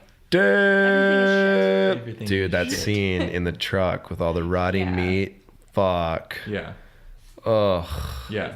And it's symbolic of where their relationship is now that they've been caught. Yeah. But yeah, we're skipping ahead a little bit there. Okay, so where were we? We were on Friday, right when they've left the bathroom, and now we're on the next day. Yes. And so it cuts right into this dining room, and you've got that big ass painting, and I think they pass over like a table with like the duck head hanging off. Yeah. And then you're coming in onto the table with the gangsters, with Albert and with Georgina, and I'm pretty sure they're all there for the opening part of the scene, and Albert's mother is joining them now. And you find out just how horrible she can be. Oh my God, Apple yeah. doesn't fall far from the I was just like, who the fuck is this old bitch? Like, what the hell? And you're like, that's his mother. And I was like, oh, okay. Fuck her. She's the worst. Jesus Christ. But yeah, I don't even remember how Georgina sneaks off during this scene. Yeah, I think she just says she has to go to the bathroom again. Yeah, she just keeps using the bathroom. But this time they go to the kitchen. Yeah, they go to the kitchen. The cook starts like, kind of like, is it the cook who like kind of helps them like go and like he's go like, in this "Come here," back and he, place? Like, pulls a sheet down, and they're like Yeah. a pile of bread, and then the meat room is like right behind them through the doorway. And it's beautifully composed, and then that's where they meet that time. Yeah, And they start taking their getting clothes naked off. and fucking around. They get naked real fast, and still the lover has not spoken a word. Oh my God. And so again, like, isn't it just the thief comes looking for Georgina? Well, he comes looking for Georgina, but he comes to talk to the cook and come into the kitchen. Yeah. And to see what's taking so long. And then the cook's like, because he knows that they're right there, and they're like standing right in front of the sheet, basically, where they're fucking behind. And the cook's like, let me show you something. And he brings him over to all this shitty silverware that the thief had brought in and basically stole from other places. Yeah. And the cook just breaks a fork really fast and goes, this isn't great. Like, this is really good quality. Yeah. Being sarcastic. And tells him it's not going to be any good, and pisses off the thief who takes all the silverware. Let me just say one thing. Helen Mirren wearing very extravagant lingerie, when she hears her husband's voice come in through that kitchen, boom, immediately has it all back on. And you're like, damn, like, how the fuck did you snap all that shit back Like on? a gajillion straps. And like, yeah. It's because it's a movie. But I was like, damn. What? It'd be funny if he made them do it in real time. Like, if it can't happen, then it's not gonna. We're gonna cut the scene. Yeah, we're cutting it out. We're cutting the movie. But so I don't know where to go from there. Well, they go back to their seats, and then Michael's sitting down, essentially, right when Albert comes back from the kitchen, and Georgina's back at the table. Ah, yes. And then he antagonizes Michael and throws his book and is being a dick, and then goes back to the table. He does like a classic jock movie, like throws his book on the floor. Yeah. Yeah. Yeah, it's like, what are you doing? You can't read here. The only thing you can read is the menu. Yeah. Yeah. It's but then he goes back to his own table, and that's when he starts talking about milk and cows drinking the milk. Yeah. And then grabs Georgina's breasts and realizes she's not wearing a bra, and then starts talking about human milk and it being a delicacy. yeah, I bet it's a delicacy in some countries. Yeah. I got nipples. Can you milk me? Yeah, Mitchell, you know anybody's got any human milk? Yeah, what the fuck, man?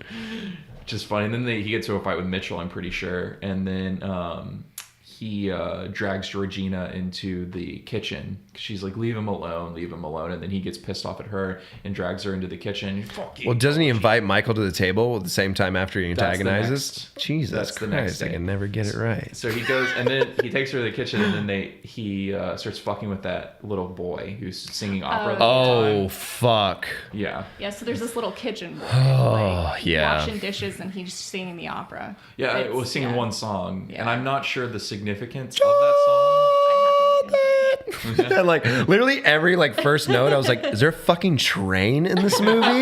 Like every time, I was just like, and then I'll go to the next note. I'm like, "Oh, okay, it's that boy. Like it happened a couple times. It was like, "What the fuck?" Oh, yeah. It sounds like a toot toot. A toot toot. Like the beginning of a toot toot.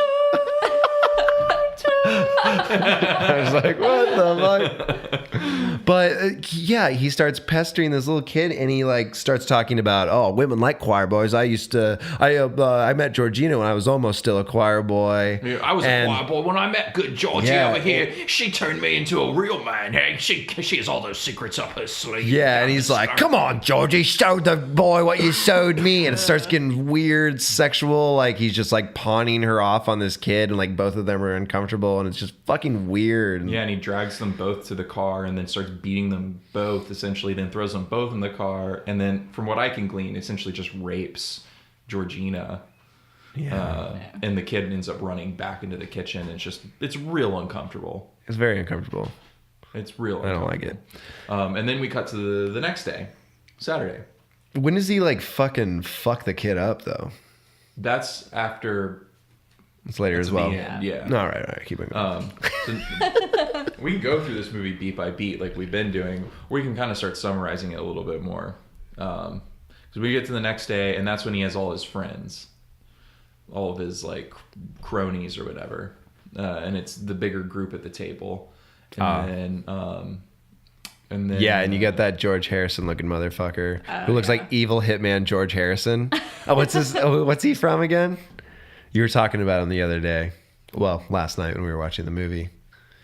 Chase, are you there? Yeah, I'm sorry. We got ahead of ourselves. That's fine. It's absolutely fine. There's a in between the friends at the table and the beating in the car that we just talked about. There's the whole part where he invites Michael over to the table and they have that conversation. I thought so. Yeah, that all happens in between. That's on Saturday. Then we go to Sunday with all the friends at the table. So let me talk about that. They start talking about gynecology. Yeah. And then he's like, Michael is like, I'm a gynecologist. And It pisses Albert off. yeah, pisses Albert off because Helen Mirren's like saying little quippy shit back at him as well. And it's the first time they've spoken. Yeah. It's the first time you've heard Michael speak, yeah. Albert's just fucking pissed off, and then like it's like pretty much sends him away, and he's like, I'm gonna go back to my they're like, go back to your book, and he's like, I enjoy reading my books. I'm like, And I'm done eating, so I'm gonna leave like, the whole place. Yeah, he's just like, oh, Georgina, I like your name, and like leaves, and he's like, damn, what a dashing young fine gentleman. Not so creepy anymore. yeah, not so He had a creepy. normal voice. So Yeah. I mean, He did. It's true.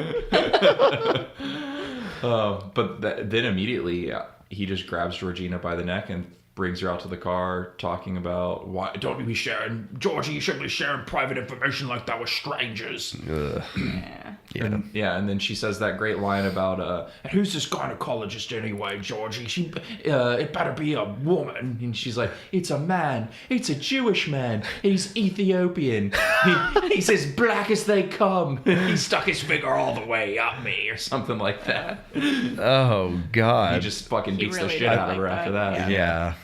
Yeah. And that's really uncomfortable. And then we go to the next day. He invited more people to dinner because that makes it less weird. Yeah. Yeah. You there? Yeah. Looking stuff up? No. I don't know what happens. So there's all these people talking at the table, and it doesn't really matter who's who, but there's one of his henchmen who played by Sharon Hines, brought like a girl to dinner with him, who I'm assuming is a prostitute. But then there's another guy at the table who keeps like subtly propositioning her by trying to give her a tour of the kitchen. And at this point, Georgina's left the table and she's fucking Michael in the meat section, and they're having a conversation. They're finally talking. Yeah, for the first time, and so they're having an intimate moment, and it keeps cutting back and forth between the two. Which we finally get that great line from Michael. I once watched a film where the main character didn't speak for half an hour. Dude, Which so was great. good and fucking hilarious. So I so love it great. so much. It was so awesome. Yeah, and he like talks about how what else does he say about it? He says I forget exactly what he says, but she said, well, what happened? Why Oh, he why got weren't you interested? he got disinterested Right. once he started talking. He could say anything, you know, he could be anyone, and as soon as he started talking, he lost interest. Yeah, that's so I lost awesome. interest about 5 minutes later. And he goes, but it was just a film. Yeah. I love it. God, that's so good. I love that. Yeah. I wasn't disinterested, but it's like, it's funny how like you almost are like, it changes the character of who he was, you know, before. Because he was bit. very mysterious before, obviously. you're like, who is You're like, this who the guy? fuck is this guy? And then you're like, Yeah. oh, you're just like kind of a normal care. guy, Yeah. you know? That's awesome. Yeah. But with lines like that, I mean, come on. yeah.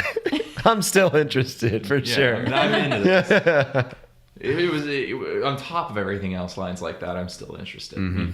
Yeah. But that's when eventually the girl at the table goes off into the back with that guy, and then she's giving him like a hand job or something, and sees Georgina fucking Michael in the back. Yeah. And so that kind of is like the catalyst or the moment that's important for what happens for the rest of the movie.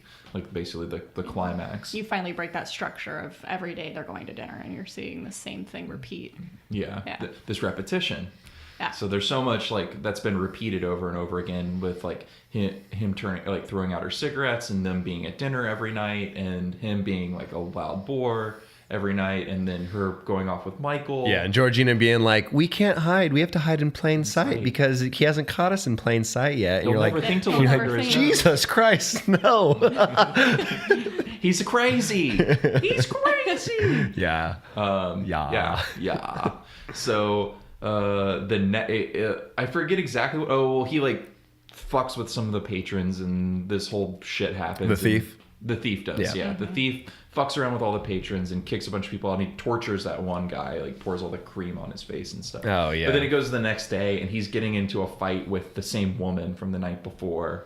If I'm remember, I'm kind of recanting this quickly because I don't remember everything Yeah. exactly. Yeah. But they get into a fight, and that's when she spills the beans that like Georgina's not. Yeah, and she's like, why do you think Georgina's always going to the fucking bathroom? She doesn't have to shit that much. Like, you're like, you fucking idiot. Yeah, she's fucking That's around pretty much on you. exactly what she said. Yeah. Yeah. She's like, And you're very dim. Yeah, and he can't handle that, and so he stabs her in the face with a fork. Which is fucking And insane. it Yeah. sticks. Like Yeah. it's not like he's just like, no, it like is. Yeah, hanging it's like out. sticks like through her cheek. Oh yeah. And you're just like, man, That oh looks man. like it. Yeah, it's Whoa. Yeah, I loved it. It's awesome. It's fucked up, but I loved it. And so then he like sits down. They have that great shot where it like comes up from him, Steering Hines trying to pull the fork out of the girl's face, and then it's panning up, and Albert Spica's sitting down, and he just looks so confused and upset, and it's perfectly symmetrical, and then he just can't take it anymore and stands up and just starts destroying everything and marching. He goes to the bathrooms first. Yeah. And that's when he starts marching, Georgie, where are you, Georgie? Why would you do this to me, Georgie? That's fucking like kicking all the fucking stalls open and shit. Yeah, throwing all the women around in the bathroom and shit. Yeah, it's so fucked. Yeah. And that's when That's when the cook takes them, right? Well, Yeah. they're like naked fucking around, and he's like, "Oh, we gotta get the fuck out of here." Yeah. Shit's going like, down. We're leaving. yeah, Yeah. come with me. Puts them in this truck with like rotting meat. I don't know why that truck is like that. He tries to hide them in different places first. Yeah. And they've established the rotting meat truck before because they keep showing these trucks that are sitting outside the restaurant. Yeah, for sure. And it's just like eventually one has a bunch of meat in it and it's just all gone bad. Mm-hmm. And he keeps trying to hide them in other places and realizes he can. And when, by the time Albert Spica's in the kitchen, he's the chef just basically gives up trying to hide them in the kitchen. He's like, we got to get them out of here. Yeah. We got to get them out of here. So he distracts Albert, and then they get him onto the rotten meat truck. It's Oh yeah. fucked Like Fucking shut him in there, disgusting. and she's like screaming and yeah. It's Oh yeah, not good. the way Helen Mirren plays that scene too, she looked like she did not want to get in there. Yeah, like, it it was was actually- uncomfortable. Yeah, it's very uncomfortable. Yeah, and like we said, it's a whole metaphor for their relationship. Like now they've been caught and things are starting to go bad. Yeah, Yeah. it's turning into poison. Yeah. Yeah, but they get out and they go to his book depository, and it seems like they have a nice couple days or day and a half together before Yeah, everything like, goes to complete shit. Do you think he'll find us? It's like, does he read? Yeah. Like, he's not coming here. That was funny. And he probably would have been fine if that kid hadn't borrowed books. Yes. Yeah. They will like the little choir boy comes and Michael's like, if you're interested in any books, take them.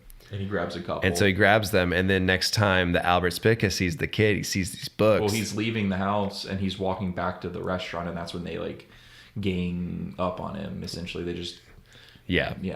And they fucking beat the shit out of him. Torture him. Fucking torture him. Buttons. He, like, they Oh force him to swallow all yeah, the dude. buttons off Okay, his so book. they were like feeding him buttons, and then like halfway through it, when he's like throwing up and stuff, I was like, are they still feeding him buttons, or is it something else now? Like, I was like, what the hell? They're still But yeah, feeding it was just him like all of his buttons from his shirt. Yeah, They're and just then, like feeding him Spica's one like, after the we're out other. of buttons, so we're gonna have to cut off your belly button. Like, Oh, there's yeah. one more, and it's like, oh Yeah. god, yeah. And that's when the kid passes out and Yeah. drops the thing he's carrying, With and the and then he books. finds the stamp in the books.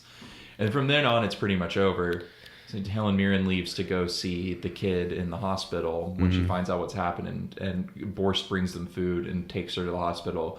And then we just basically cut right back to Albert Spica and his crew murdering Michael and Michael. stuffing him with his favorite book, which is on the Yeah, on the French Revolution. yeah. Yeah. And there's a joke they make where about Napoleon and the French Revolution. The French Revolution's easier to swallow than Napoleon or Yeah. something like that. Yeah. Yeah, which is That's great. yeah, pretty Yeah. funny.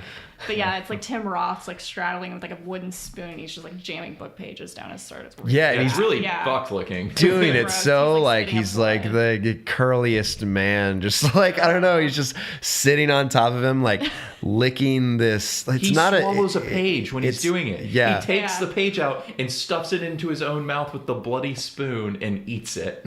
like the that's what shit's going on. like the handle of the spoon. Yeah. He's like licking it and then like putting it into the other guy's mouth and like stuffing the pages down. It's just like, oh my god, it's Yeah, so it wasn't weird. good. Yeah, it's really fucked. It's actually really dark. Yeah, Tim Roth, fucking amazing. Yeah. I love him. Michael Gambon gives a pretty good speech in that, or monologue in that sequence too, talking about how he made him do it, and it's a revenge killing, and it's going to be Yeah. a proper revenge. Like, and, why couldn't he have been younger? I would have understood it if he'd just been younger. But, like, yeah. she left me for someone younger. Yeah, just his a nerdy insecurities. Yeah. He's so insecure. Yeah. And then we kind of enter into the end game of the movie, because by the time Georgina sees him, and then she recants how fucked she's been treated by To his corpse. Yeah, to his corpse. She's literally like,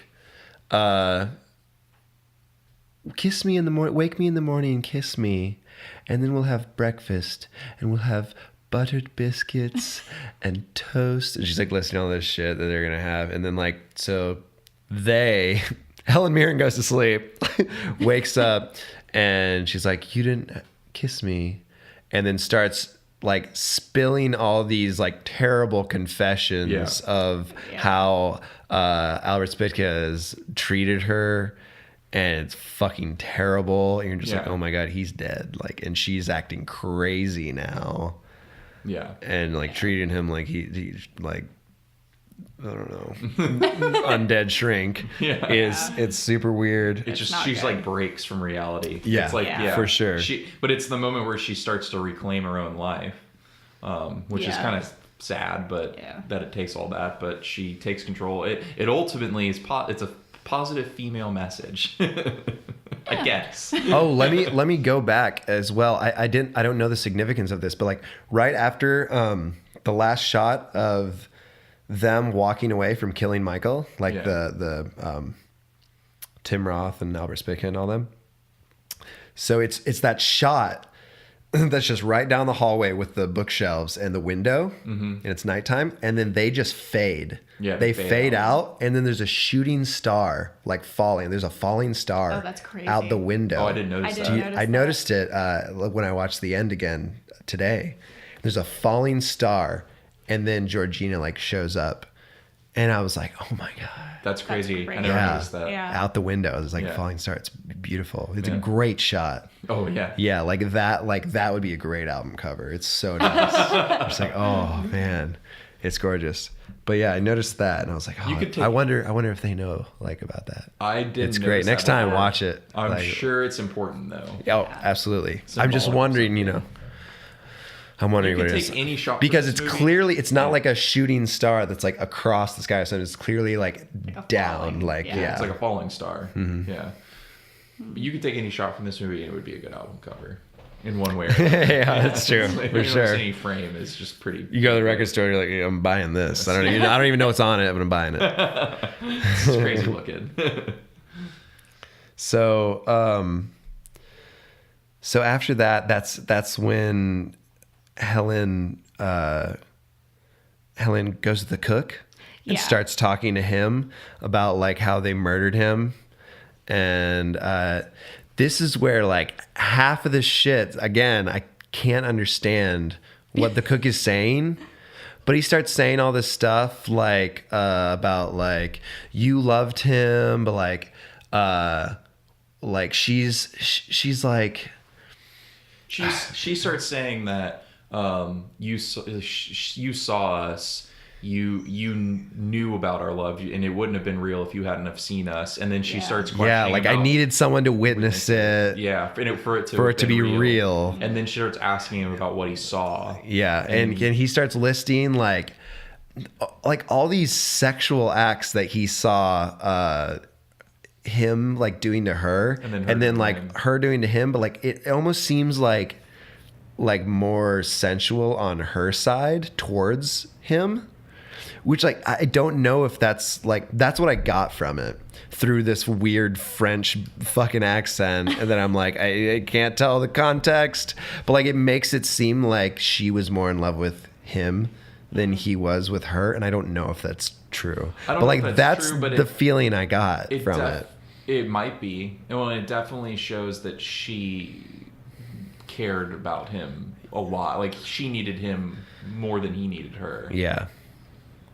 And that's what I got, and I was just like, I don't know if this is right. Like, I I'm don't like, know if that's 'cause I can't right. fucking tell what the hell he's saying. I don't want anybody to think that I'm saying that she actually needed him more than he needed her, but he definitely entered into her life and was a catalyst for her to get some agency back over her own Yeah. fate. Yeah. That's true. I would say he was a catalyst, but she ultimately gains her own agency by the end of the movie. So then she starts asking the chef, like, what would be the best part of him to cook? Like, you do all these experimental dishes. What would be the best part of him to cook and eat? And she's like, how about his prairie oysters? Ha ha ha! Like, starts laughing. And you're like, Jesus Christ, you're crazy. And he's like, no, you can't eat him. Like, what the fuck are you talking about? And she's like, I'm not gonna eat him, but Albert is. And then the cook is like, she argues with him for a while Yeah. about getting him to, and he won't do it until she tells him that Albert's the one. yeah. to need, 'cause And he then thinks that he's she- kind of like, all right, well, I'm down with He this. sees that it's a revenge thing and not a her in grief trying to grossly eat her lover. Yeah. Like, he's Yeah. like, Albert, I hate that guy. Let's do this. Yeah. Like, he's ready to cook a Yeah. guy. It's great. And then that enters into the final badass sequence. Oh, it's so good. Yeah. Yeah, she's got that train. And there's like one cast member just carrying the train around. Oh, yeah. Oh, It just yeah. looks like a big, like, square net. Like, it's so Yeah, great. It's like a weird spider web thing. It's Beautiful. awesome. Yeah, it's so good. Dude, it's so good. And they Those bring, crazy like feathers on her neck. Yeah. it's gorgeous. And they bring, like, Albert shows up. His mother and with Mitchell. Yeah. Tim Roth. And he's like, where is everybody? It's 9 o'clock. When are we going to eat? Why you gotta make me walk in my own restaurant so strangely? And Helen Mirren's like, this is our anniversary. This is a special day for you. Sit down. This is like, your anniversary. Yeah, and he's Why like, you what call this my anniversary? And he's like, this is the anniversary that I am never going to forget. Like, kind of thing is what she says to I'll him. remember it every year. You won't. Yeah, and it's so great. And then So that music comes back. Oh. And you get this whole procession of everybody who hates this guy. Yeah, everybody fucks over in the movie. Yeah, like Yep. the choir boy's there in a wheelchair. they like all come in, and he's like, what the fuck is this? Like, what is this kid doing here? And they bring in They roll out the the main course. Yeah, which is under a sheet and clearly looks like a body. Yeah. And they set it on the table in front of Albert, and She pours him wine and makes him. she like, pours him wine. feel He comfy. drinks it, and then they unveil it, and he's just like, "What the fuck?" And they're like, "You killed him, and you said you would eat him. Now eat him." And they like tell Tim Roth to pour him wine. He's like, He grabs a knife to like attack. and yeah, the he waiter's grabs just the knife to attack. attacking. I forgot about that. Yeah, so they get him out of there, and then they ask his mother to pour him wine, and she like faints or some shit. She's like, Yeah. oh. Yeah. And then they ask some guy who's against him, like, pour him some, and he's just like, all right, cool.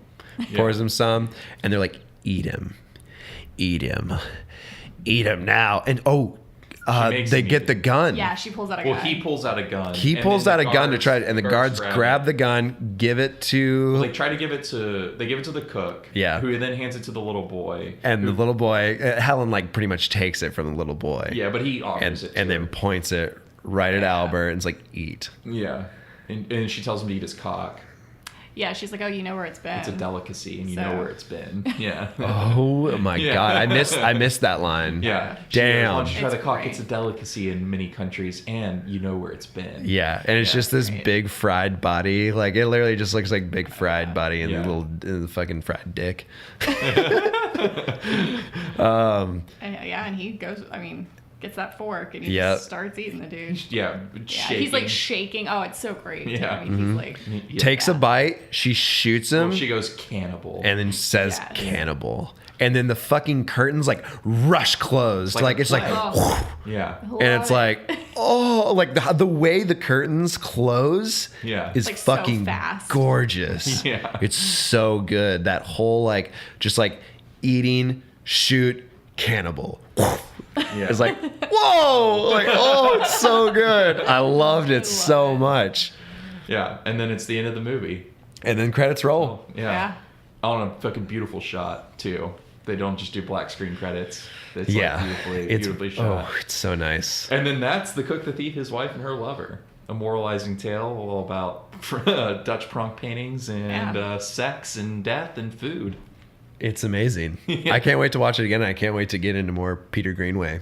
Oh, hungry now. Oh, dude, honestly, I could go for some chicken. that's totally what he's eating when he actually cuts into the body too. It's Yeah. just a piece Well, literally, it of literally steaming looks chicken. like it looks like a whole fried chicken human. Yeah. But when It's you crazy. when you tell someone about this movie and you're like, "Oh, The Cook, the Thief, Like His we Wife, just and Her did. Lover," like we just did, no one expects you to go to get into a movie that ends with multiple people getting killed and someone eating another human being in front Yeah. of you.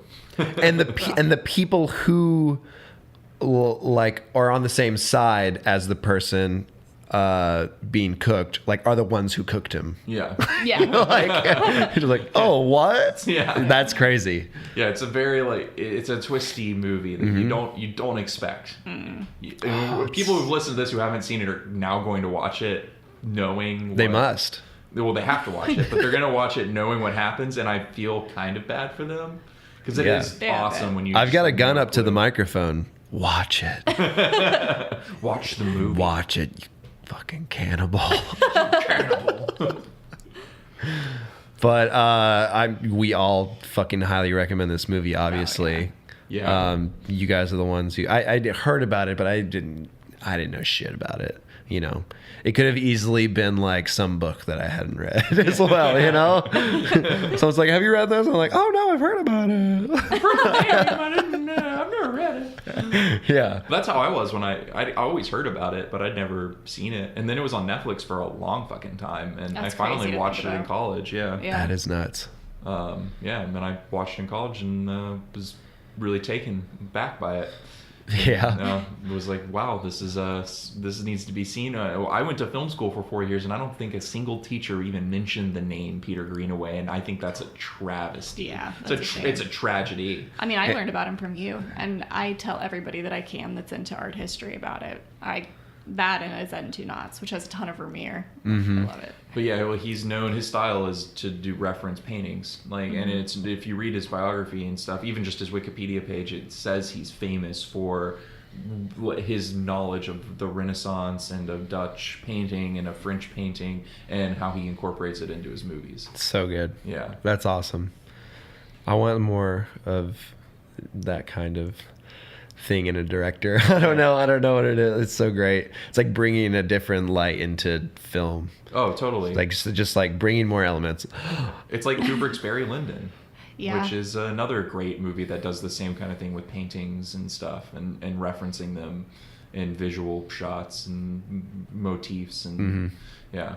I mean, The Clockwork Orange, I would say, does the same thing, but it has this really weird like slant to it because of like the sci-fi ultraviolet like aspect to that story. But then immediately after making that movie, he got ready and did Barry Lyndon, which is the most painterly movie. It's more painterly than this movie. Yeah, it's crazy to think about. Yeah. But he went from that to that. Yeah. Oh. From that material to that material. Yeah. Fuck. All these movies, so good. Damn. I'm so happy about this movie. It's so awesome. Well, I'm glad.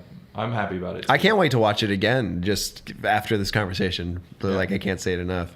Like mainly knowing like the shots of how it's the human body kind of thing. Like that's I don't know, that's very interesting. Yeah, it follows like the intestinal tract, and there's like a closed loop kind of to the way the movie starts and ends.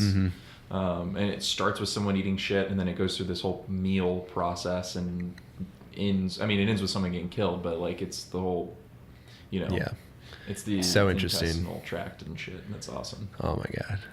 Yeah. Well, wonderful. Yeah, good stuff. it's great. I guess we don't have much else to say. I don't think we do. I mean, we were an hour and 45 minutes into this one. Oh Jesus Christ. Oh my goodness. All right, let's wrap this up. All right. We got to do what we got to. We're out now, guys. We're on Apple and Stitcher. So go follow us. Pretty much anywhere you can find podcasts, that aren't like, the big ones. We're on there, We're on YouTube. We're on Apple. We're on Stitcher. We're on SoundCloud. And you should definitely go follow us on Twitter at comingofagepod_. Yeah, couldn't get that without the underscore, but unfortunately. But please follow us on Twitter. Follow us on Instagram at comingofagepod. Follow Alan on Instagram at Fragile Antics. Follow me on Instagram at Chaser Rooney. Yeah, and follow Jordan on Instagram at Kady. Yes, Yeah. wonderful artist. Beautiful stuff. Calm down. Too nice. Too nice. But Can't take if you enjoy this podcast, like comment, like subscribe, do all you can. Give us a review on Apple Podcasts if you want. Yeah, let us know what you like, what you don't like, what you want to see, what you don't want to see. If you have any movies you want us to watch, shoot those our way. We'll eventually get to them. Yeah, for sure. Yeah. Thanks for listening, guys. Yeah, thank you so much. Bye-bye. Bye.